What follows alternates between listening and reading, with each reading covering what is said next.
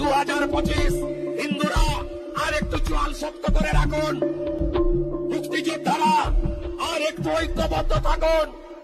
20 জানুয়ারি 2025 পরে বিশ্ব সমাজ বাংলাদেশের জন্য এগিয়ে আসবে।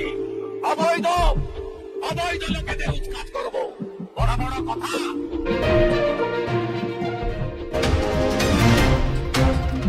যুক্তরাষ্ট্রের দক্ষিণ ও মধ্য এশিয়া বিষয়ক সহকারী ডোনাল্ড লু 7 দিনের সফরসূচি নিয়ে ভারত সফরে আসছেন।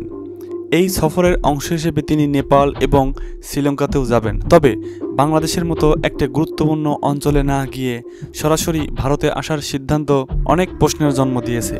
ডোনাল্ড লু বাংলাদেশের সঙ্গে দীর্ঘদিন ধরে সুসম্পর্ক বজায় রেখেছেন। বাংলাদেশের রাজনীতিতে তার ভূমিকা গুরুত্বপূর্ণ হলেও তিনি এবার ভারত সফরে এসেছেন। এর কারণ নিয়ে নানা গুঞ্জন চলছে। বিশেষত সম্প্রতি বাংলাদেশ সরকারের কিছু সিদ্ধান্ত গ্রহণ করছে যা ভারতের জন্য উদ্বেগের কারণ হয়ে দাঁড়িয়েছে। উদাহরণস্বরূপ, পাকিস্তানের নাগরিকদের জন্য ভিসা প্রসেসিং সহজ করার নির্দেশিকা দেওয়া হয়েছে। এটি ভারতের নিরাপত্তার প্রশ্নকে আরও জটিল করে তুলেছে। ভারত সীমান্তে নিরাপত্তা জোরদার করেছে, যার ফলে পাকিস্তানের পক্ষ থেকে উগ্রপন্থী কার্যকলাপ সীমিত হয়েছে। তবে পাকিস্তান সম্ভবত বাংলাদেশকে একটা বিকল্প পথ হিসেবে ব্যবহার করতে চাইছে।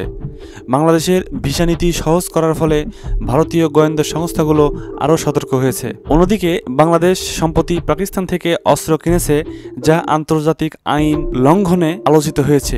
যদিও আন্তর্জাতিক বিশেষজ্ঞদের মতে বাংলাদেশ পাকিস্তান মিলে ভারতের বিরুদ্ধে সরাসরি যুদ্ধ ঘোষণা করতে সক্ষম নয়, তবে তারা ভারতের নিরাপত্তা ব্যবস্থায় বিঘ্ন ঘটানোর চেষ্টা করতে পারে। গোয়েন্দা প্রতিবেদনে চীনের সমর্থনের বিষয়টি উল্লেখ করা হয়েছে। বাংলাদেশ, চীন এবং পাকিস্তানের মধ্যে একটা ঘনিষ্ঠ সম্পর্ক ভারতের জন্য মাথা ব্যথার কারণ হয়ে উঠেছে। এই প্রেক্ষাপটে ডোনাল্ড লু ভারত সফর অত্যন্ত গুরুত্বপূর্ণ। ধারণা করা হচ্ছে দক্ষিণ এশিয়ার স্থিতিশীলতা বজায় রাখতে এবং শেখ হাসিনার নেতৃত্বকে সমর্থন করতে যুক্তরাষ্ট্র ভারতের সঙ্গে একযোগে কাজ করতে চায়। ডোনাল্ড লুর এই সফর দক্ষিণ পূর্ব এশিয়ার রাজনৈতিক ও নিরাপত্তা পরিস্থিতিতে নতুন মাত্রা যোগ করবে বলে মনে করছেন বিশেষজ্ঞরা।